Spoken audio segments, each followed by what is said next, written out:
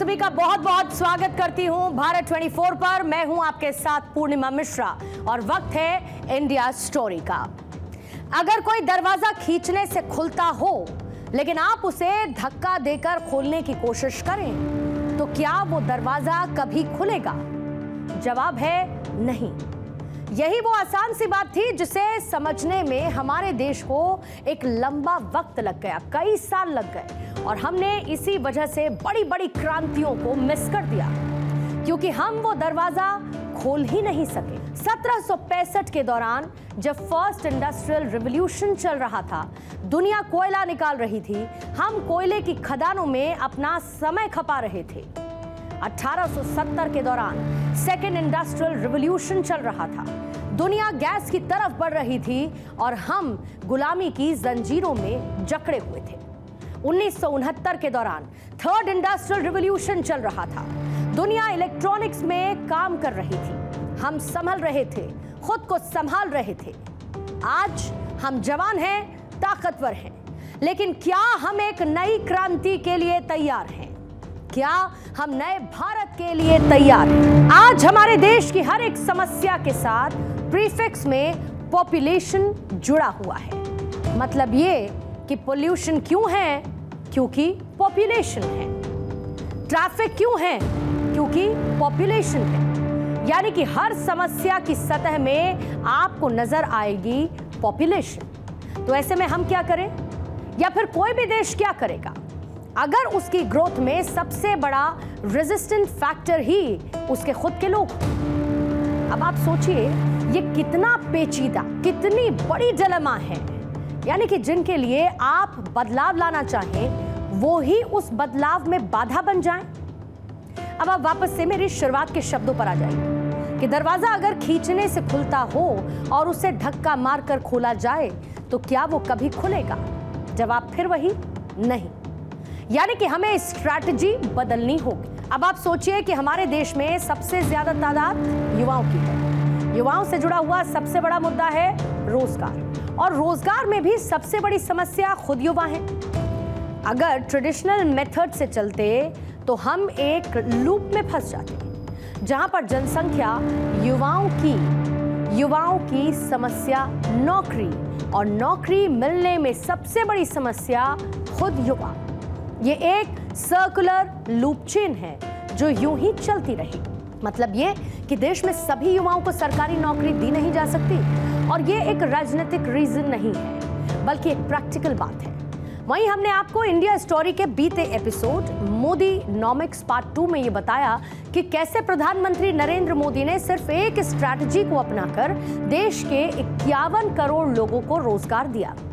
ऐसे में वो स्ट्रैटेजी क्या थी, वो विजन क्या था, और कैसे प्रधानमंत्री नरेंद्र मोदी ने तोड़ा समस्याओं के इस लूप को, ये समझेंगे आज की इंडिया स्टोरी।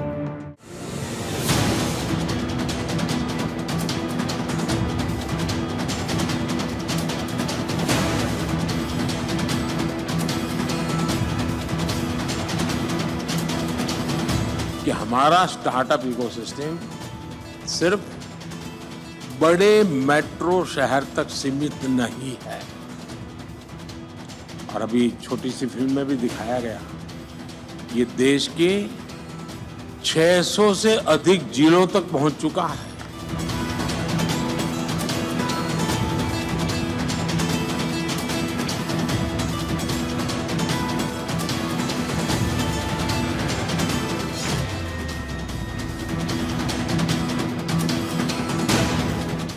ग्रुप की एक रिपोर्ट यह कहती है कि मोदी सरकार के कार्यकाल में कुल 10 सालों में 51 करोड़ 40 लाख रोजगार पैदा हुए, और हर साल on an average 5 crore 14 lakh रोजगार पैदा किए गए। ये रोजगार थे स्वरोजगार वाले रोजगार, यानी कि सरकारी या प्राइवेट नौकरी वाले नहीं बल्कि स्वरोजगार वाले, यानी कि अंग्रेजी में जिसको सेल्फ एम्प्लॉयमेंट कहते हैं। अमेरिका में ज्यादातर युवा स्वरोजगार पर ही फोकस करते हैं। वहां पर सरकारी नौकरी या फिर प्राइवेट नौकरी से ज्यादा स्वरोजगार पर ध्यान दिया जाता है। इसका एक देसी उदाहरण भी आप समझ लीजिए। हमारे देश में सबसे ज्यादा उद्यम यानी कि बिजनेस को लेकर अगर इंटरेस्ट है तो वो गुजरात में देखने को मिलता है। और सरकारी नौकरी या फिर प्राइवेट नौकरियों को लेकर इंटरेस्ट यूपी और बिहार में देखने को मिलता है। हमारे देश में सबसे ज्यादा बिजनेस गुजरात से संचालित होते हैं, यानी कि कई बड़ी कंपनियों के मालिक गुजराती ही हैं। लेकिन एक सरकारी नौकरी के लिए जहां पर 10 लाख युवा एग्जाम में बैठते हैं और कुछ हजार सफल भी हो जाते हैं, तो वहीं कई लाख युवा बेरोजगार भी हो जाते हैं। अब इस पूरे डेटा को अपने सामने आप एनालाइज करिए और खुद ये सवाल करिए कि क्या करना चाहिए। जाहिर है कि यही सवाल 2014 में प्रधानमंत्री नरेंद्र मोदी के सामने भी था और प्रधानमंत्री मोदी ने इस समस्या का समाधान करने के लिए दरवाजे को धक्का नहीं दिया, बल्कि उसे अपनी ओर खोला। प्रधानमंत्री नरेंद्र मोदी ने साल 2016 में स्टार्टअप योजना की शुरुआत दिल्ली के विज्ञान भवन से की थी और शुरुआत में कई लोगों को इसकी जरूरत ही नहीं समझ में आई या फिर ऐसे लगा कि ये मुमकिन कैसे है। ये कुछ वैसा ही था जैसे कि पी चिदम्बरम को डिजिटल पेमेंट्स को लेकर लगा था और ये बेहद ही सामान्य बात है, इसमें कोई तंज जैसी बात नहीं है। भारत में पिछले 10 सालों में स्टार्टअप बहुत तेजी के साथ आगे बढ़े। आज भारत में स्टार्टअप कंपनीज की संख्या 1,22,000 तक बढ़ चुकी है और इसका पीक 2020 में देखने को मिला, जब 16,000 नए स्टार्टअप्स खोले गए। और स्टार्टअप में फंडिंग को लेकर यानी कि पैसे को लेकर भी एक इंपॉर्टेंट चेंज आया। 2020 और 2021 में पिछले 10 सालों की तुलना में निवेश का एक पीक देखा गया। 2023 में फंडिंग सिनेरियो में आने वाली बाधाओं के बावजूद जो इन्वेस्टमेंट फर्म्स थी, एंजल इन्वेस्टर्स थे और जो पूंजीपति थे, उन्होंने भारतीय स्टार्टअप्स में एक ट्रस्ट को डेवलप किया, एक भरोसा जताया। साल 2023 में भारत में $8.4 बिलियन की कुल फंडिंग के साथ भारतीय और अंतर्राष्ट्रीय दोनों ही निवेशकों से फंडिंग का सिनेरियो काफी एक्साइटिंग रहा है, यानी कि इंटरनेट की बढ़ती पहुंच, डिजिटलाइजेशन और सरकारी पहल जैसे कई कारणों ने 2014 से 2023 तक भारत में टॉप फंडेड सेक्टर्स की वृद्धि को बढ़ावा दिया है। ट्रैक्सन की एक रिपोर्ट में कहा गया कि इन क्षेत्रों में रिटेल, एंटरप्राइज एप्लीकेशन, इसके साथ फिनटेक परिवहन और लॉजिस्टिक्स तकनीक, खाद्य और कृषि तकनीक, ट्रैवल, हॉस्पिटैलिटी, टेक और एडटेक शामिल रहा है। डीप टेक क्षेत्र में भारतीय निवेश पिछले कुछ सालों में लगातार बढ़ रहा है, जिसमें कुल $6.73 बिलियन की फंडिंग है और एक दशक में इसे $6.23 बिलियन भी मिले हैं, जो कि देश में विकास की रफ्तार और साइंस एंड टेक्नोलॉजी के लिए इसके कमिटमेंट को भी दर्शाता है। Deep tech, space tech, artificial intelligence और ईवी जैसे नए क्षेत्रों ने भारतीय स्टार्टअप सेक्टर को ग्रैंड बना दिया है। ट्रैक्सन रिपोर्ट में यह कहा गया कि डीप टेक की फंडिंग में वृद्धि देखी गई, जो कि 2022 में $2.1 बिलियन तक पहुंच गई थी। तो वहीं ईवी इंडस्ट्री को अगर बीते 10 सालों में आप देखेंगे तो $4.8 बिलियन की फंडिंग मिली है। वहीं दूसरी तरफ स्पेस टेक भी अपने परिवर्तन के बाद मांग में रहा है, यानी कि डिमांड में रहा है और इसका क्रेडिट प्राइवेटाइजेशन को दिया जाता है।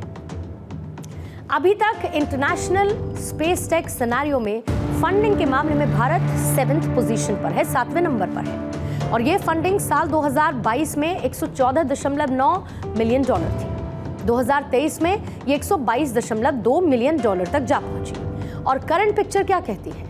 करंट पिक्चर कहती है कि ये यूं ही आगे बढ़ती रहेगी और इस पूरे सीन में बेंगलुरु स्टार्टअप का हब बना हुआ है, क्योंकि कर्नाटक की राजधानी को एक दशक में कुल $70.4 बिलियन की फंडिंग मिली है और इस लिस्ट में दूसरे नंबर पर दिल्ली एनसीआर और तीसरे पर मुंबई आता है। साथ ही इन मेट्रो सिटीज के अलावा जयपुर जैसे कि गैर महानगरीय क्षेत्रों में भी कई सफल स्टार्टअप्स उभरे हैं, जिसने 2023 में $214 मिलियन के साथ फिनटेक फंडिंग में शीर्ष शहरों में अपना स्थान हासिल कर लिया है, अपनी एक पोजीशन बनाई है। इंडियन स्टार्टअप इकोसिस्टम ने साल 2022 में यूनिकॉर्न क्लब में 100वें स्टार्टअप का वेलकम किया। यानी कि यूनिकॉर्न क्लब ने साल 2022 में सेंचुरी मार दी थी और भारत में आज की तारीख में यूनिकॉर्न की संख्या 111 है और 355 स्टार्टअप्स जल्द ही इसमें शामिल होने के लिए तैयार हैं। ये भारतीय स्टार्टअप इकोसिस्टम की शक्ति को दिखाता है, जहां पर ये यूनिकॉर्न देश के एंटरप्रेन्योरियल लैंडस्केप की डायनामिक तस्वीर को दिखाता है। और इस स्टार्टअप तस्वीर में सबसे ज्यादा रंग भरने का काम महिलाओं ने किया है, यानी कि आधी आबादी ने किया है। महिलाओं ने भारत की एंटरप्रेन्योरशिप की प्रगति को आगे बढ़ाने में महत्वपूर्ण भूमिका निभाई है। ट्रैक्सन की रिपोर्ट और उसके मुताबिक पिछले 10 सालों में महिलाओं के नेतृत्व वाले जो स्टार्टअप्स थे उसमें भी वृद्धि देखी गई और इन कंपनीज के लिए कुल फंडिंग 2014 में जहां पर $456 बिलियन से बढ़कर 2023 में $1.1 बिलियन तक जा पहुंची है। और यूनिकॉर्न क्लब में भी महिलाओं की भागीदारी देखते ही बनती है। यूनिकॉर्न क्लब में 20 यूनिकॉर्न ऐसे हैं जिनकी लीडरशिप करने वाली विमेन एंटरप्रेन्योर हैं, यानी कि महिलाएं हैं। स्टार्टअप इकोसिस्टम के विकास में, उसकी ग्रोथ में महिलाओं की भी भूमिका इसे और ज्यादा खास बना देती है। आइए अब आते हैं सबसे जरूरी पार्ट पर, इकोनॉमिक सर्वे 2023। इसके मुताबिक क्या है? भारतीय स्टार्टअप का ये जो पूरा का पूरा इकोसिस्टम है, ये हमारे देश में नौकरियां पैदा करने में सबसे अहम रोल प्ले करता है। और रोजगार का मतलब सिर्फ सरकारी या प्राइवेट नौकरी से नहीं होता है। ये बात मैं बार बार क्यों दोहराती हूँ? क्योंकि इसके फर्क को आपको समझना होगा। नौकरी के अलावा अगर कोई व्यक्ति सेल्फ एम्प्लॉयड है, यानी कि स्वरोजगार है और उसके जरिए अपनी इनकम जनरेट करता है, अपनी आय को अर्जित करता है, सरकार से लोन लेकर अपना कोई काम शुरू करता है, यानी कि दुकान खोलता है या कोई छोटा बिजनेस शुरू करता है, स्टार्टअप की शुरुआत करता है, तो वो भी रोजगार ही कहलाता है, जिसे स्पेसिफिकली स्वरोजगार कहा जाता है। और ये सेल्फ एम्प्लॉयमेंट रोजगार जनरेट करने का भी काम करते हैं। आपको हमने मोदीनॉमिक्स सीरीज के दूसरे पार्ट में ये बताया था कि कैसे पटना की बबीता देवी को मोदी सरकार ने मुद्रा योजना के तहत लोन दिया। उनकी मदद से बबीता देवी ने पटना में खुद का एक ब्यूटी पार्लर खोला और इस ब्यूटी पार्लर में उन्होंने एक महिला को नौकरी पर रखा। इसी तरीके से पटना में ही विनय कुमार ने सरकार की मदद से मिठाई की दुकान खोली और अपनी दुकान में 6 लोगों को नौकरी पर रखा। ऐसे ही पटना में ही मोहम्मद उद्दीन ने भी सरकार से आसान सी किश्तों पर लोन लेकर एक फुटवेयर की दुकान खोली और अपनी ही दुकान पर 10 और लोगों को एम्प्लॉयमेंट दिया, यानी कि रोजगार दिया। अब आप जब इन उदाहरण के साथ तस्वीर का विश्लेषण करिएगा, हमारे देश की जनसंख्या जो कि करीब 140 करोड़ है, क्या हमारे देश में 100 करोड़ लोगों को भी सीधे सरकारी या फिर प्राइवेट नौकरियों में रोजगार दिया जा सकता है? इसका स्पष्ट जवाब है कभी नहीं। लेकिन अगर हम खुद ही रोजगार की एक चेन को शुरू करें तो शायद ये मुमकिन है। मोहम्मद उद्दीन ने अपनी दुकान में 10 लोगों को रोजगार दिया। अगर 1 लाख मोहम्मद उद्दीन जैसे लोग आ जाएं तो 1 करोड़ लोगों को रोजगार मिल जाएगा। आज भारतीय अर्थव्यवस्था अपने स्टार्टअप इकोसिस्टम के साथ कदम ताल कर रही है और ये विकास का वो पहिया है जिससे जुड़ जाने से हम अपने लक्ष्य यानी कि विकसित भारत की तरफ तेजी से आगे बढ़ रहे हैं। अब हम T20 स्टाइल में तेजी के साथ इस नए भारत की एक स्टार्टअप गैलरी आपको दिखाते हैं, जहां पर हम ट्रेडिशनल जॉब थॉट प्रोसेस से कैसे खुद को अलग कर सकते हैं, ये आपको समझ आएगा। और इसके लिए आपको इस स्टार्टअप इकोसिस्टम के कुछ चैंपियन से भी मिलना होगा। 2014 से पहले भारत लगभग 100% मोबाइल फोन और इलेक्ट्रॉनिक्स आयात करता था और अब हम अपने लगभग 100% मोबाइल फोन खुद ही बना रहे हैं। इसको लेकर डिक्सन टेक्नोलॉजीज के चेयरमैन सुनील वछानी को भी आपको सुनना चाहिए, जो ये कहते हैं कि डिक्सन टेक्नोलॉजीज देश में गूगल पिक्सल 8 स्मार्टफोन बनाएगी। Honorable Minister, the josh is so high now that we are looking at almost $100 billion worth of exports of mobile phones alone happening from the country. But I think the biggest change, according to me, that has happened is a change in the mindset of Indian entrepreneurs. And this happened because of the call that our Honorable Prime Minister gave almost 10 years back, that let's make in India. Let's make India the next hub for manufacturing for the world. And I think this is the biggest change that has happened. So thank you, Honorable Prime Minister, for that. Of business के founder Nitin Jain कहते हैं कि वो साल 2014 में UK से भारत लौटे थे और आज उन्होंने भारत के अंदर 2 यूनिकॉर्न बना दिए। ये अपनी इस उपलब्धि के लिए पीएम मोदी को धन्यवाद देते हैं। I was sitting in London in 2014, and as soon as I'm not just saying this because I'm here, but as soon as the Modi government got elected, me and my wife, both our minds started thinking that अब वापस अपने देश जाना है, वापस हिंदुस्तान जाना है। 2015 is actually when we made the move back and looking at our idols, Deepinder, Zomato, and the concepts from Flipkart, they inspired us a lot to come back. And I came and started my entrepreneurial journey. Now it's been 9 years, and then we've sort of incubated 2 unicorns, and we are now empowering 1 million SMEs. Urban company के संस्थापक अभिराज भाल का कहना है कि मोदी सरकार ने कुशल कार्यबल तैयार करने में, हमारी मदद करने में सबसे ज्यादा महत्वपूर्ण भूमिका निभाई है, ताकि हजारों पेशेवर घरेलू सेवाओं के लिए कुशल और विश्वसनीय बन सके। अर्बन कंपनी देश के 62 शहरों में 57,000 लोगों को एम्प्लॉयमेंट देती है। The last 10 years that we've seen, which will only unlock India's potential in the coming 10 years.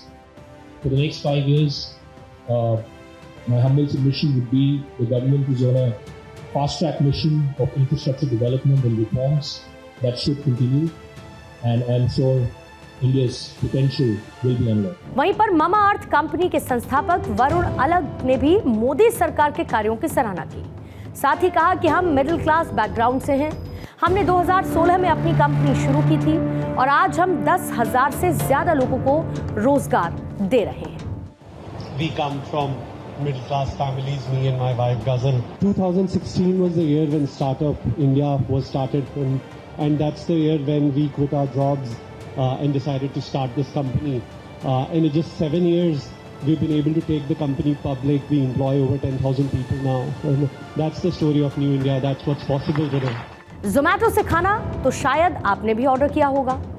इस कंपनी के सीईओ दीपेंद्र गोयल का कहना है कि मोदी सरकार की पहल ने मेरे जैसे छोटे शहर के लड़के को सक्षम बनाया, जिससे लाखों लोगों को आज रोजगार मिल रहा है। I come from a small town in Punjab. That's the background. But over the last 16 years, I think a lot has changed, especially over the last 7, 8, 10 years as well. As Raju ji said, the government has really gotten out of the way, and thank you so much for that. And I hope that actually continues in good ways. ये सभी वो लोग हैं जिन्होंने सरकार की मदद से खुद की कंपनी शुरू की, खुद को रोजगार दिया, साथ ही अपने नीचे हजारों लाखों लोगों को रोजगार भी दिया। अपने जीवन में बदलाव लेकर आए तो साथ ही देश में भी बदलाव में योगदान दिया। ये स्टार्टअप सिस्टम की ताकत है जिसे दुनिया ने भारत के साथ इंट्रोड्यूस तो काफी पहले किया था, लेकिन प्रधानमंत्री नरेंद्र मोदी ने इसे नए भारत की विकसित तस्वीर में ब्रेक दिया है, यानी कि इसे लॉन्च किया है और ये एक सफल पिक्चर साबित हुई है। इसीलिए आज पूरा भारत ये समझ रहा है कि entrepreneurship is in the air and new India's youth is writing this captivating journey of entrepreneurship, inspiration and unyielding passion. और हाँ, वो तो आपने सुना ही होगा, छोड़ो कल की बातें, कल की बात पुरानी, नए दौर में लिखेंगे हम मिलकर नई कहानी। हम हिंदुस्तानी, हम हिंदुस्तानी।